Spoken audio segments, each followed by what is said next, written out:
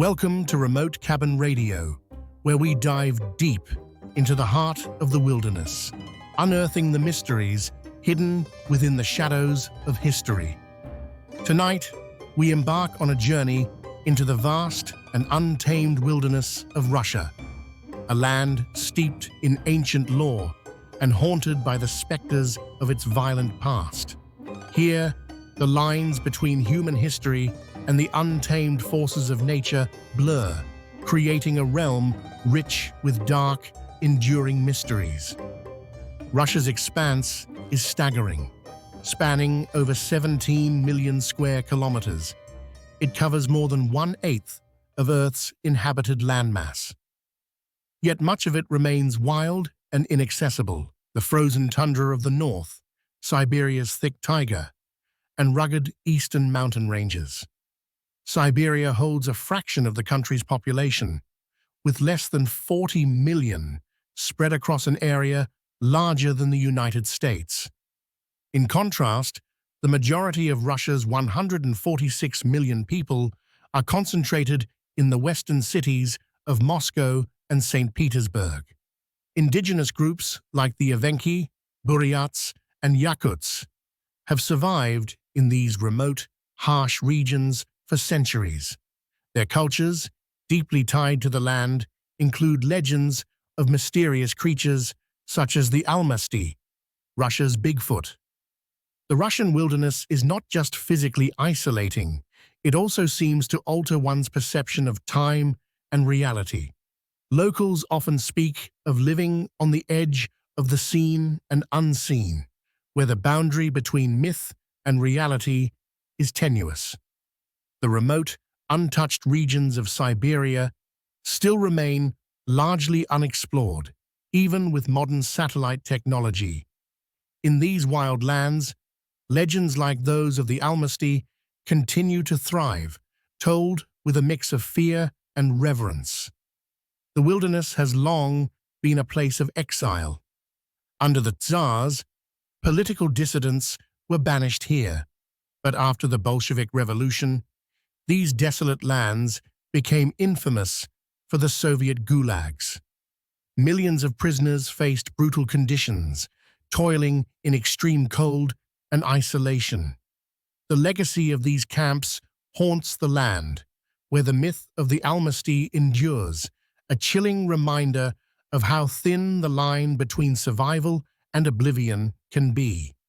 Soviet policies also disrupted indigenous ways of life, forcibly collectivizing them. The onset of both world wars shifted the country's focus, and during the Cold War, Siberia became a dumping ground for dissidents. Stories of the Almasty took on darker tones, embodying the terror of the wilderness and state surveillance.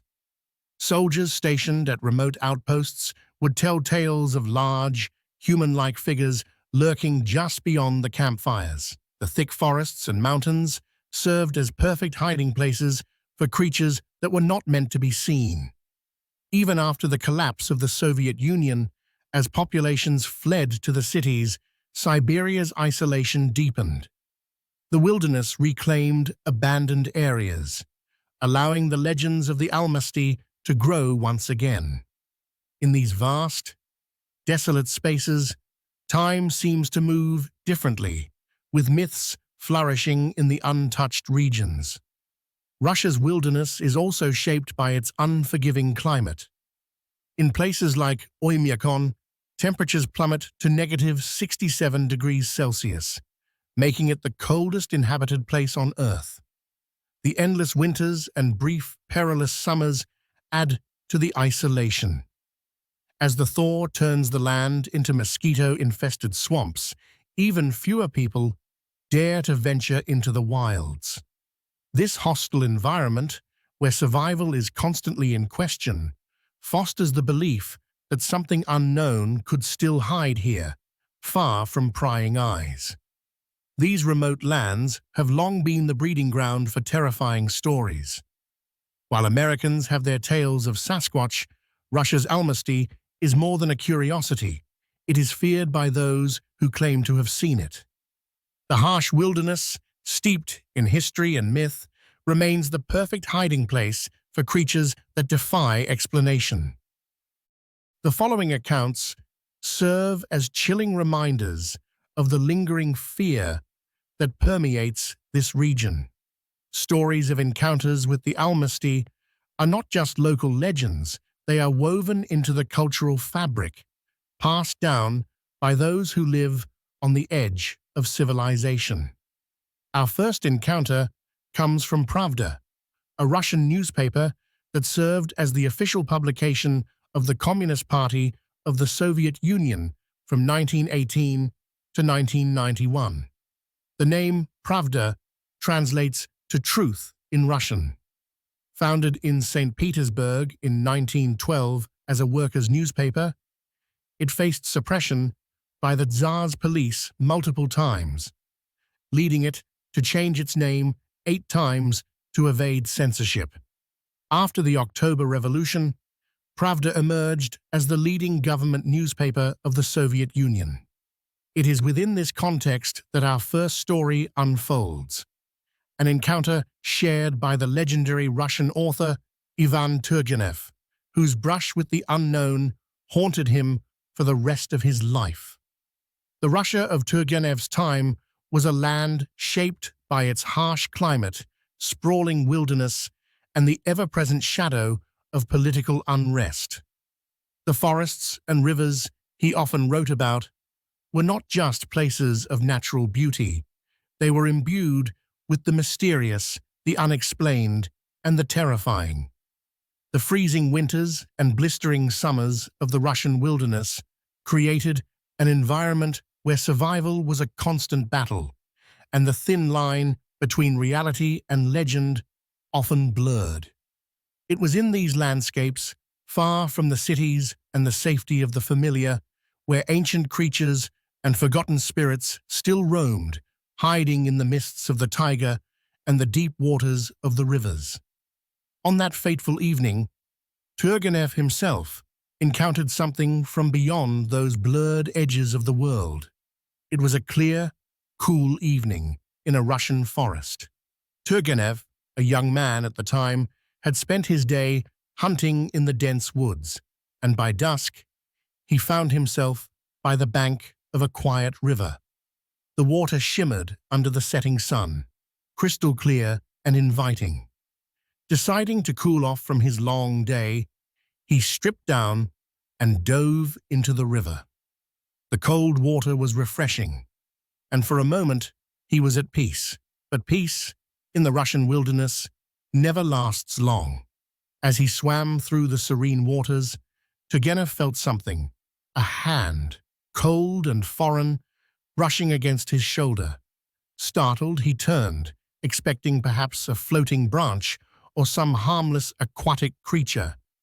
Instead, his gaze met something entirely unexpected, a figure, something between a woman and an animal, watching him with an eerie curiosity.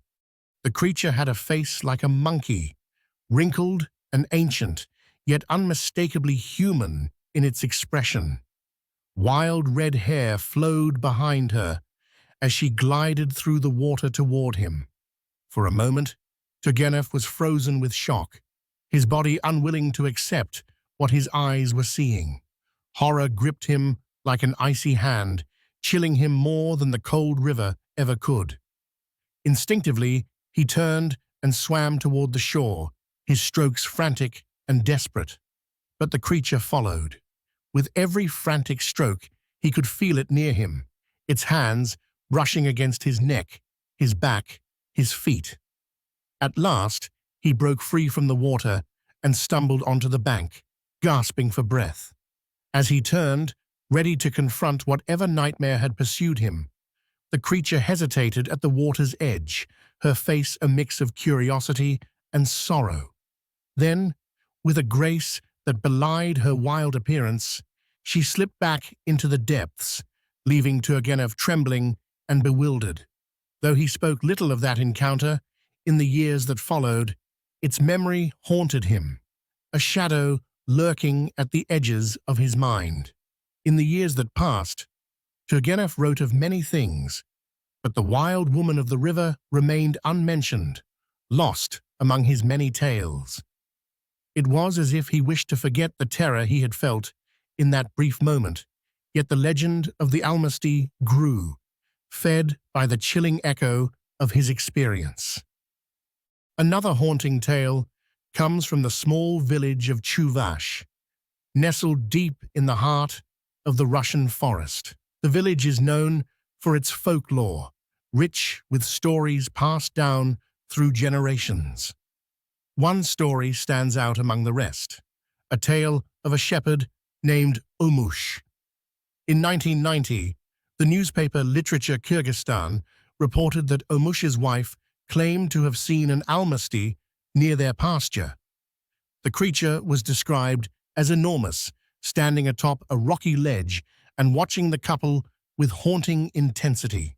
Terrified, she pleaded with Omush to leave the area, but he dismissed her fears, his pride keeping him tethered to the land. He resolved to hunt down this creature that had frightened his wife, convinced it was merely a figment of her imagination. Days passed, and as he searched for signs of the Almasty, he found only its enormous tracks embedded in the ground, deep and foreboding.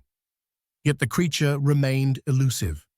One night, as darkness fell, Omush heard his wife scream outside. Grabbing his rifle, he rushed to her side, only to find her lying unconscious on the ground, pointing toward the rocks in terror. As he looked in that direction, he saw a shadowy figure, a tall, hairy silhouette disappearing into the trees. Without hesitation, he fired his weapon into the darkness, convinced he had defended his family from a predator. The following morning, he discovered blood on the rocks, but the Almasty was nowhere to be found. Omush believed he had driven the creature away. Yet days later, tragedy struck. His young son was found dead, a small puncture wound on his neck, leading Omush to conclude that the Almasty had returned for revenge. Consumed by grief and rage, he vowed to avenge his son. Days and nights turned into a blur as he roamed the forests, waiting for the Almasty to return. But fate had other plans.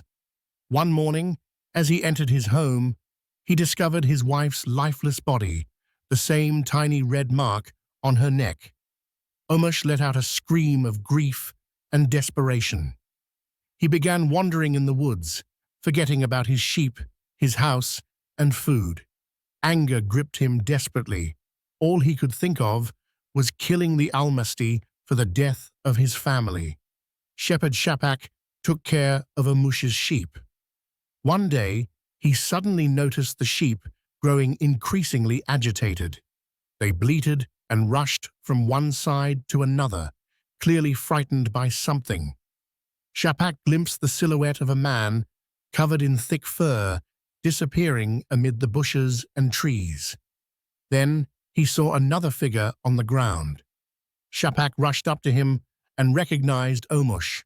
The shepherd was already dead, blood leaking from a small wound on his neck and pooling on the ground. Omush's tale became a chilling, cautionary legend, a stark reminder of the dangers that lie hidden in the vast Russian wilderness. It stands as a testament to how fragile the boundary is between humanity and the unknown, an invisible line that once crossed can lead to terrifying consequences. As night falls over the desolate forests, an unsettling stillness descends, as though the land itself harbors secrets too dark to reveal. From the haunting accounts of Turgenev to the tragic fate of Omush, the Almasty remains an enigmatic presence, lingering just out of sight, forever watching. Its silence, deeper than words, speaks of a world where myth and reality intertwine in ways we may never truly comprehend. Thank you for joining us on this journey into the unknown. This is Remote Cabin Radio, where history and mystery come alive.